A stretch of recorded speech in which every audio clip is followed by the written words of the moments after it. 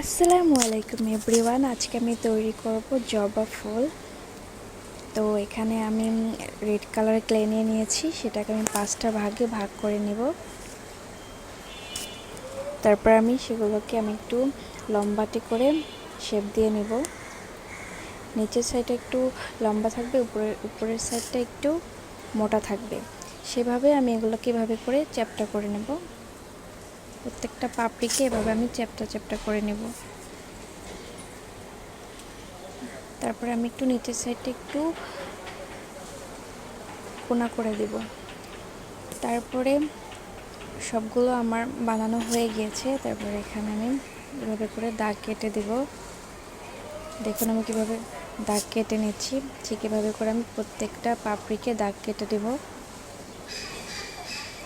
তাহলে দেখতে পুরো জবা ফুলের মতোই লাগবে। তারপর আমি একটার উপরে একটা এভাবে করে লাগিয়ে নেব।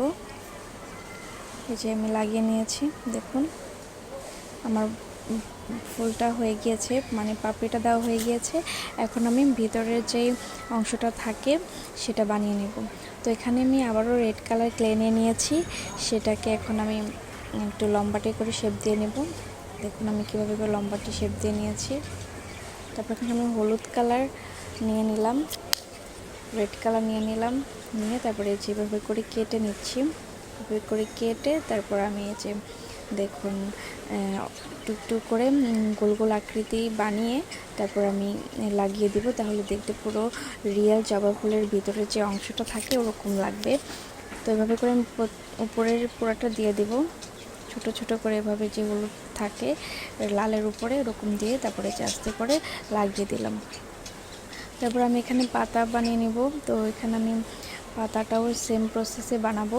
দেখুন যেরকম একটু সাইড দিয়ে কোনা করে উপরে একটু মোটা থাকবে সেটা আমি করে নিয়েছি। তারপরে এখন আমি এই যে পাতার যে শেপটা সেটা করে তারপরে দাগ কেটে নিয়েছি।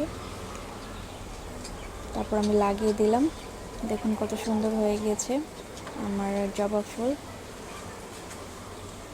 তারপর এখানে আমি জবা ফুলের যে পিছনে যে ডাটার মতো থাকে সেটা দিয়ে নেব, যে আমি কেটে নিচ্ছি।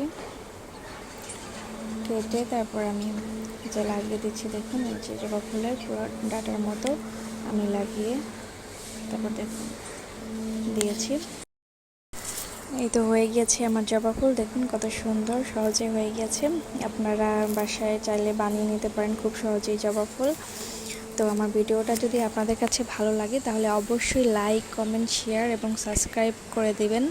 তো সবাই ভালো থাকবেন। আল্লাহ হাফেজ, টাটা, বাই বাই।